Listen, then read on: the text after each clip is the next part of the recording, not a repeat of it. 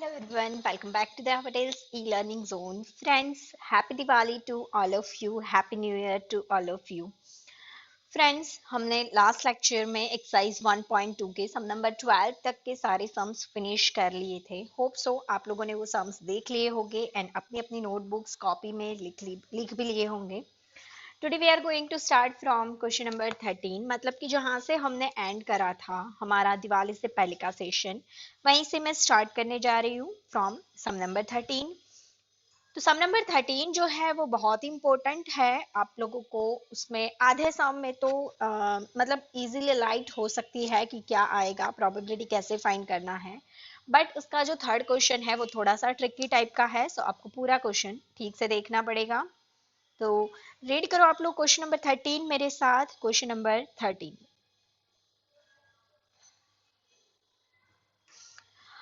Four couples, husband and wife obviously, attend a party. Party तो बनती है. Two persons are randomly selected from these eight persons. Finally, find the probability that the selected persons are husband and wife. ये first है. Second में आपको one man and one women की probability find करनी है.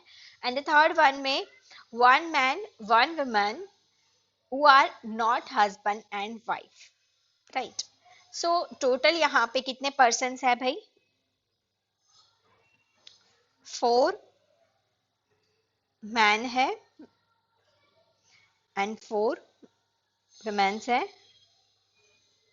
एंड टोटल मिला के 8 person है. आउट ऑफ दिस आपको 2 सिलेक्ट करने हैं. ठीक है. अच्छा, ये 8 पर्सन्स को मैं ऐसे बताती हूँ. M1 और उसकी वाइफ F1, M2 और F2, M3 and F3, M4 and F4. मतलब ये मेल फीमेल टाइप से कुछ है और one one that is show कि ये लोग हस्बैंड वाइफ है. ठीक है. सो फर्स्ट जो है इसके अंदर हम लोगों को ऐसा बोला गया है कि हमको जो भी सिलेक्ट करना है उसमें हस्बैंड एंड वाइफ आए. बट बिफोर दिस हम लोगों को एन फाइंड करना पड़ेगा. That is total outcomes 8C2. ये जब भी कॉम्बिनेशंस के सम आएंगे जिसमें सिलेक्शन रहेगा तो सिलेक्शन में आप लोगों को कॉम्बिनेशन यूज करना पड़ेगा. हम लोगों ने आगे जितने भी सम्स करे थे वो सारे ही परम्यूटेशन के थे एंड परम्यूटेशन में हम लोगों को अरेंजमेंट्स करनी होती है अलग अलग तरीके से, जबकि यहाँ पे कॉम्बिनेशन में हम लोगों को सिलेक्शन करना है अलग अलग तरीके से. जब भी सिलेक्शन करना है you have to use combination. Combination and permutation का फर्क शायद मैं आगे समझा चुकी हूँ, फिर भी एक बार समझा देती हूँ कि अगर 8P2 होता तो हम करते 8 इंटू 7. बट अगर 8C2 है तो हम लोगों को 8 इंटू 7 करके ये 2 इंटू 1 भी करना पड़ेगा. तो ये डिफरेंस है दोनों के बीच का. Hope so you realise. तो यहाँ पे 8C2 मतलब कि हमें लेना है 8 इंटू 7 डिवाइड बाई 2 इंटू 1, 4. तो 4 इंटू 7 दैट मीन्स 28. तो एन हमको मिल गया 28. मतलब ये 8 पर्सन में से हम लोग 2 पर्सन को सिलेक्ट करने हैं तो टोटल 28 तरीके से कर सकते हैं. बट इसमें से हमारी फर्स्ट कंडीशन जो है वो कुछ ऐसी है जिसमें हमें कपल चाहिए, हस्बैंड एंड वाइफ होने चाहिए. सो हम लोग इसको कह देते हैं event A. Selected persons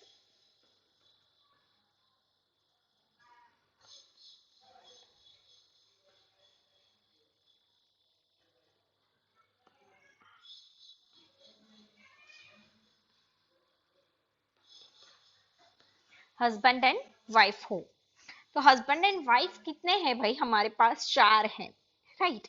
so we have option of 4C1. 4 couple में से हम एक कपल को सिलेक्ट करेंगे.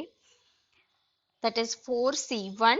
तो 4 मिल गया. So P of A is equals to m upon n, 4 by 28, it's 1 by 7. That's it. Next, number 2, इसमें हमको बोला गया है कि 1 man and 1 woman होना चाहिए.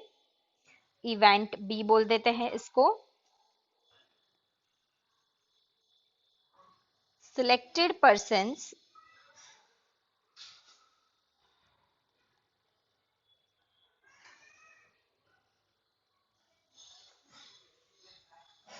are 1 man and 1 woman. सी, यहाँ पे आपको एक चीज याद रखनी है कि जब भी आपको और बोला गया है तो आप लोग प्लस का यूज करोगे, बट जब भी एंड बोला गया है तो आप मल्टीप्लिकेशन यूज करोगे. ये चीज याद रखना. अब यहाँ पे एंड है तो हम लोग मल्टीप्लिकेशन यूज करेंगे.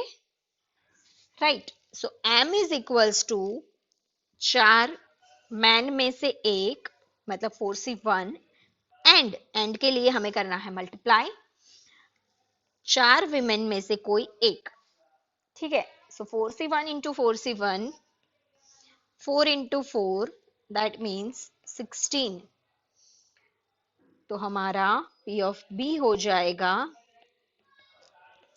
m upon n, 16 upon 28. Common निकालोगे 4 तो your answer will be 4 by 7. Clear है? पक्का? Very good. आगे हम लोग देखते हैं क्वेश्चन नंबर 3. क्वेश्चन नंबर 3 में ऐसा बोला है, उसको हम कह देते हैं इवेंट सी.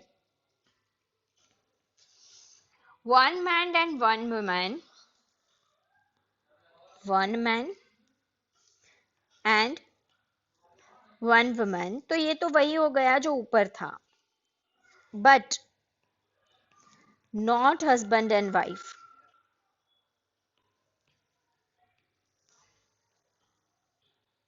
वो हस्बैंड एंड वाइफ नहीं होने चाहिए. ठीक है, समझ में आया? हस्बैंड एंड वाइफ वो नहीं होने चाहिए. तो आप लोग सीधे भी कर सकते हो, लाइक आगे जो हमने करा पी ऑफ बी जो करा उसमें सारे उसमें सारे 1 मैन एंड 1 वुमेन थे. पी ऑफ ए जो है उसमें हस्बैंड एंड वाइफ वाले थे. तो ये बी में से ए लेस कर देंगे तो भी हमको इसका आंसर मिल सकता है. ठीक है. बट अगर हम लोगों को लिखना है इस इवेंट को तो कैसे लिख सकते हैं, तो मैं आपको बता देती हूँ. इस तरीके से लिखेंगे कि M1 के साथ उसकी वाइफ नहीं चलेगी, F2 चलेगी, M1 के साथ F3 चलेगी, M1 के साथ F4 भी चलेगी, बट उसकी खुद की वाइफ नहीं चलेगी. साले चालू है ये लोग. M2 के साथ F1 चले, M2 के साथ F3 चले, M2 के साथ F4 चले, बट उसकी खुद की वाइफ दैट इज F2 ना चले. Right. M3,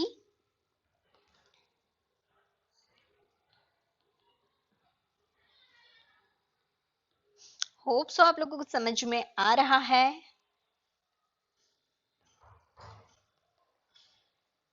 now you are mature.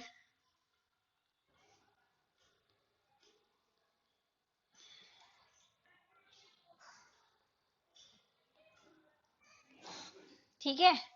तो ये हो गया हमारा इवेंट सी. ठीक है. तो उसमें हमें m इज इक्वल्स टू मिल गया है 12.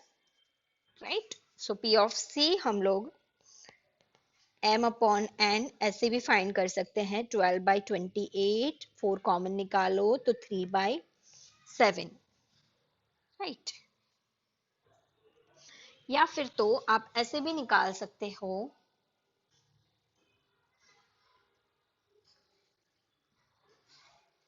p of C is equals to P of B जिसमें सभी थे और P ऑफ A जिसमें सिर्फ कपल्स थे उसको निकाल दिए, तो इसकी प्रोबेबिलिटी थी 4/7 और इसकी प्रोबेबिलिटी थी 1/7। सो ऐसे भी करोगे तो 3/7 आंसर आ जाएगा। Clear friends? So this is important one. इसको आप टिक मार्क करके रखना, ठीक है। चलो फिर एक बार फिर से पूरा सम देख लीजिए आप लोग। क्या करा हम लोगों ने? सो प्रोबेबिलिटी में 1.2 में क्वेश्चन नंबर 13 में हम लोगों को बोला गया है हमारे पास 4 कपल्स हैं, इसमें M1, M2, M3 and M4 man है, F1, F2, F3, F4 women है। 8 से 2 मतलब टोटल 8 में से हमको 2 सिलेक्ट करने हैं, तो हम लोग 28 तरीके से कर सकते हैं विदाउट एनी कंडीशंस। बट अगर एनी कंडीशंस आर देयर, तो जैसे इवेंट ए में कंडीशन है कि वो लोग हस्बैंड एंड वाइफ ही होने चाहिए, तो हमारे पास 4 ही ऑप्शन रहते हैं बिकॉज 4 ही कपल हैं।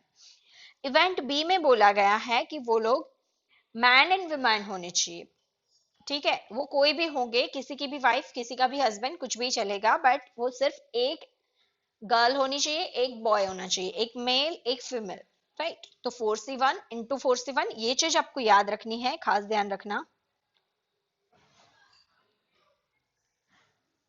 ये चीज जो है इसमें आप लोगों को हर एक सम में ये चीज काम में आएगी, तो इसलिए आप इसको अच्छे से ध्यान से कहीं लिख के रखना।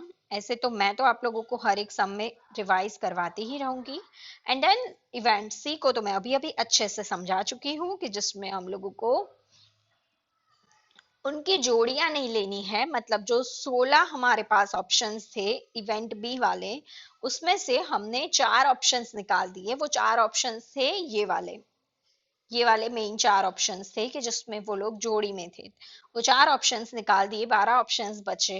12/28, 3/7, उस तरीके से भी आंसर ला सकते हो, और सेकेंड मेथड मैंने बताया उस तरीके से भी आपका आंसर आ सकता है।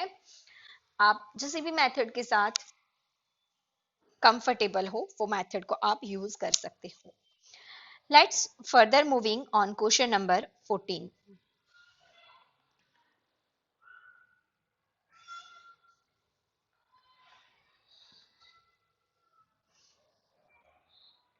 क्वेश्चन नंबर 14 आप रीड करो। 8 workers are employed in a factory and 3 of them are excellent in the efficiency whereas the rest are moderate in efficiency. 2 workers are selected from the 8 workers. Find the probability that, यहाँ पे भी अलग अलग conditions है, same हमने जैसा करा उसी टाइप से सम है। चलो पहले तो हमारे पास टोटल 8 वर्कर्स हैं, इसमें से 3 एक्सीलेंट है, 3 एक्सीलेंट है, whereas 5 मॉडरेट है।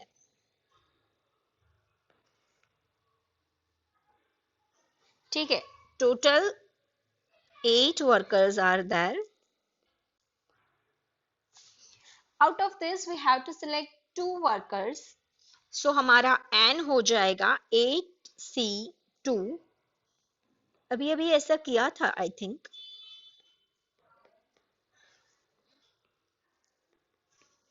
We have total 28 option. Out of this हमको अलग अलग कंडीशंस दी हुई है, तो उस हिसाब से करना पड़ेगा। फर्स्ट कंडीशन में बोला है both workers have excellent efficiency.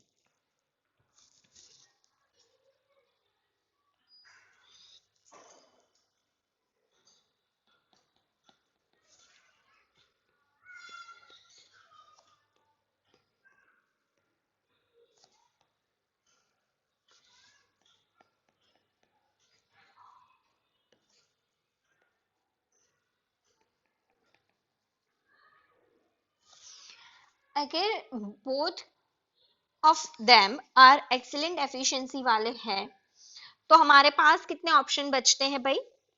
3 options. So m is equals to 3C2। 3 में से ही हमको 2 सिलेक्ट करने पड़ेंगे। 3 into 2, 2 into 1, 3. So P of A is equals to M upon N, 3 upon 28. Clear friends? Number 2. Number 2 में हमको बोला गया है both workers have a moderate efficiency. इसको हम कह देते हैं event B. both workers have moderate efficiency.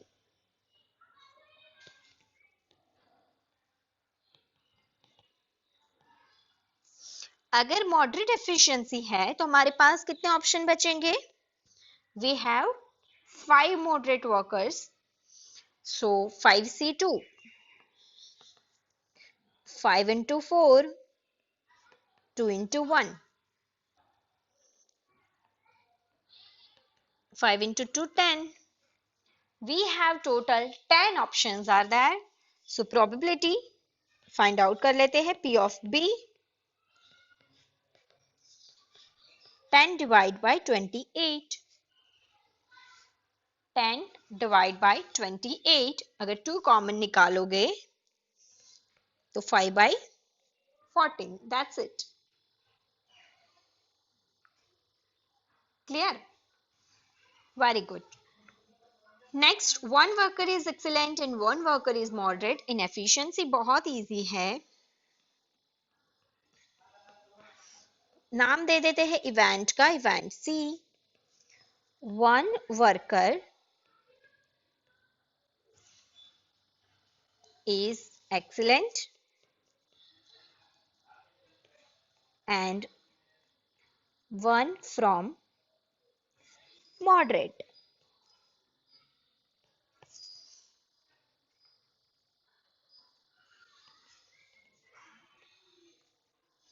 So total excellent वाले हमारे पास है 3, उसमें से एक ले लेते हैं. एंड टोटल मॉडरेट वाले हमारे पास है 5, उसमें से एक ले लेते हैं. दोनों में से एक मतलब 1 and 1. एंड व्हेनेवर एंड आता है तो आप लोगों को पता है जब भी एंड होगा तो हमको क्या करना है? मल्टीप्लाई. अगर और होता तो हम करते एडिशन. क्लियर? ये चीज आपको याद रखनी है.